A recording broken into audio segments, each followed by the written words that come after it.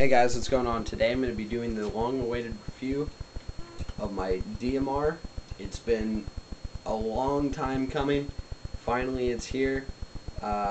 There's minimal things I need to do to it, but for the most part it works and it's good to go. Honestly, she's a beauty, and I doubt you will ever see another gun that looks like this out on the field. Or at least I won't. Like normal, I'm going to start off at the rear. This is a King Arms rubberized M16 style buttstock with the standard Vietnam style trap door. I've got mini Tamiya connectors in there, which that's one of the other things. I'm going to be getting a higher output 11.1 LiPo and a bigger one that will last longer. And I'm going to wire it to Dean's. That's what I need to do in here. I need to wire it to Dean's so everything's more efficient and the battery lasts longer, just because it's pulling such a high spring, a high-powered spring, that you need to have more milliamps to be able to last long enough. So this is nice and tight. You've got your sling mount, metal sling mount on the back, running to a UTG 3-point sling that I got in a trade somewhere. It's not the best sling in the world, but it does have some rubberized straps, so it stays on you nice and tight. Moving forward on the gun, you've got your non-functional forward assist. Like I've said in my KWA video, doesn't do anything unless it's on one of the certain types of guns. Then this charging handle did not come in this gun, or in this upper body, but it's really cool because it'll sometimes the original one broke, but this is a King Arms body and a King Arms front end with a different barrel on it, a fluted barrel. So this is a Classic Army charging handle, so that's why it doesn't fit all the way. So sometimes it'll pop the trap door or the dust cover open, sometimes it won't, but it's really cool because it has a functioning bolt catch on it.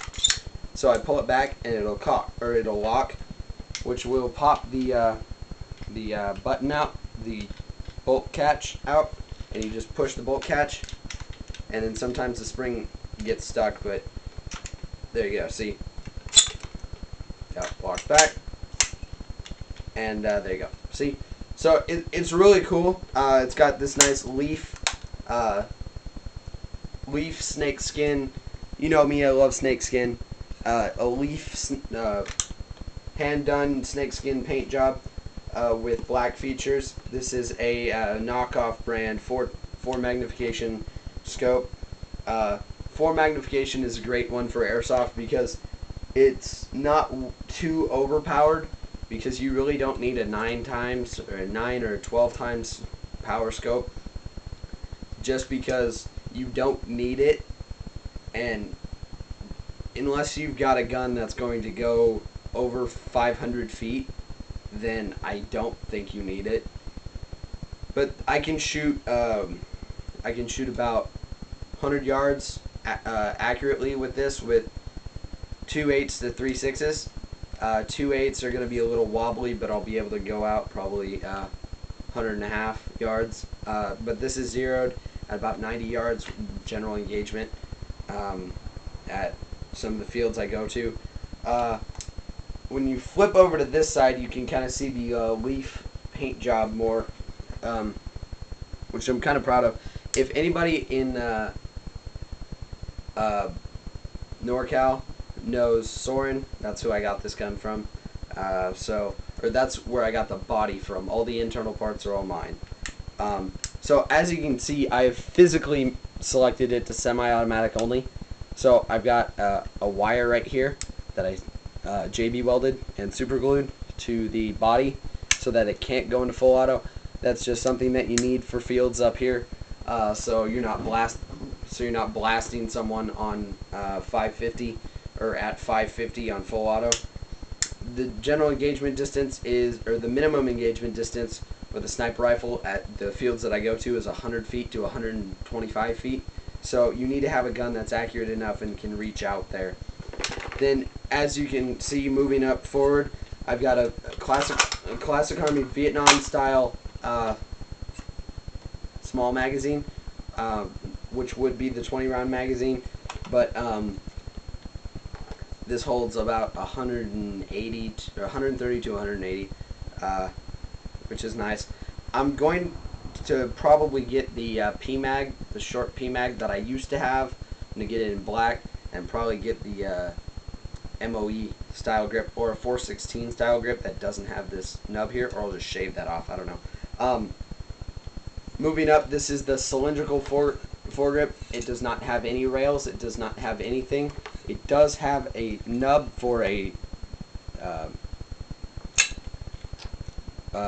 it has the nub for the bipod, which I do not have a bipod at the moment. I'm trying to find one that'll fit that nub, and this is also a very tight rail, not rail, but a front end system. So it's very nice, it's very tight, it doesn't wobble even if I put pressure on it, because if I'm standing, how I do it is I take my 2 fingers and I grab this loop right here so that I've got a stable shooting platform and my crosshairs stay level, and it'll keep the gun surprisingly steady, like really steady.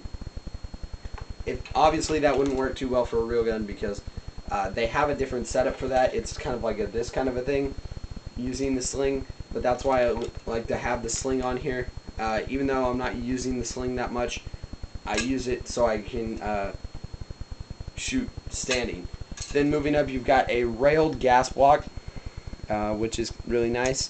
It's got, you can't really see it unless you look through the slits in the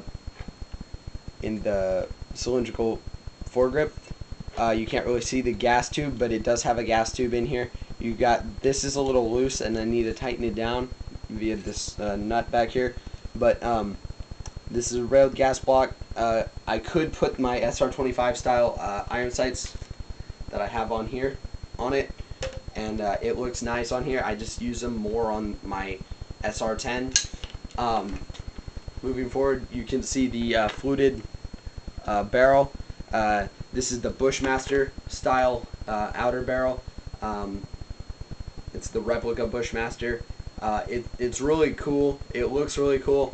The only downside to this is that you cannot attach a suppressor, so I cannot put my 651mm tight bore in here. This is a 509. My 509 internally, I have a Classic Army 509 6.01 tight bore, and it goes up to about here, right here. So I'm gonna try and see if I can use a 1911 style threaded barrel or adapter to go in here, so I can try to attach that. And I'm gonna try and thread this. I'm gonna kind of do some handiwork with that, see if I can JB weld that on there, because I'd really like to be able to get that bump in the accuracy. Then moving back and looking at internals, obviously you're not going to be able to look at them, but just letting you know what I have internally. I've got low resistance wiring that was in my aim top gearbox. I do not have the aim top gearbox in here. I have a King Arms reinforced gearbox. The aim top, I think they designed it so as soon as you take it apart, you can't put it back together, because half the parts just did not want to go back in their spot. And I tried probably 5 hours. It took me 5 hours, and I put the shells together, and it just didn't, and they came apart. And so I just put everything into a reinforced King Arms. Like I said, this is a King Arms body, and it has self-retaining pins, which is basically pins that come out to here, and it won't come out. As you can see here, this pin's kind of loose. It comes out, and it doesn't. So you don't lose your pins, which is nice. Both the front and the rear pins are self-retaining. I've got all the parts that are in an aim top high precision gearbox are in here. It's a version 2 M150 spring, but then I do have a Classic Army polycarb piston with the blue one with the full metal teeth on it, and then I've got a King Arms ported piston head. I'm gonna try and see if I can upgrade that to a Sistema Area 1000, the steel ported one. Then I've got a dual seal cylinder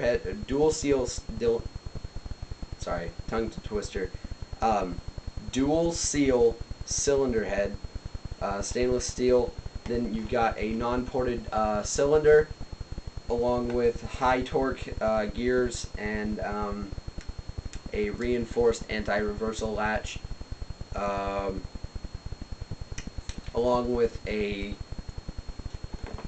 aim top high torque motor, super high torque Magnum or whatever it's called in here. That's really nice. It pulls it back really good, and it shoots pretty clean with an 11.1. 9.6 I wouldn't suggest trying it, just because it barely turns over and it burns it up real quick. So this is just my short review. Not short, I'm sure it's been like 10 minutes, but thanks for watching, guys. This gun is amazing. Be looking, if you go to Uka's, Vacaville, or any fields up here, look for it, and I'll probably be shooting you with it. I might do some kind of second lower body, kind of switch my SR10 out for my, so I can have, because I really like this upper receiver.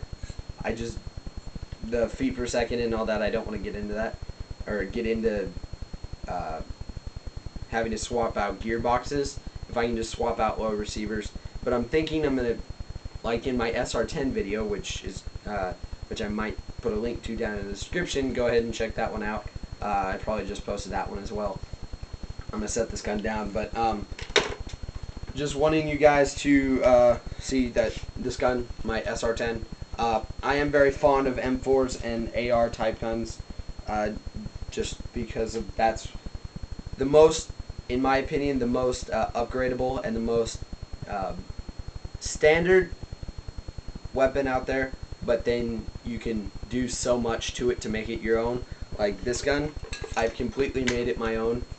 I don't see anybody else having the same exact gun, and the same thing with this gun. You know, just the way I've done it and I've worked on it,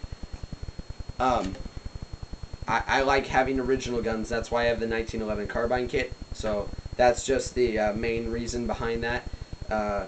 Also, on Black Friday, which is coming up on Friday, because today's Sunday night, on Black Friday, I'm going to be getting the or ordering the GMP WOC Navy SEAL Skull Frog gas blowback challenge kit. So I'm going to be doing a build video on that. I'm going to be doing, or hopefully I'll be doing a build video if I can get it together, and I have every part. So I'm going to be doing a build video. I'll be doing a video review of that. I'll be doing a shooting test of that. That gun, I'm going to, for sure, I'm going to build two versions of it. I'm going to build a DMR version and a standard M4 version.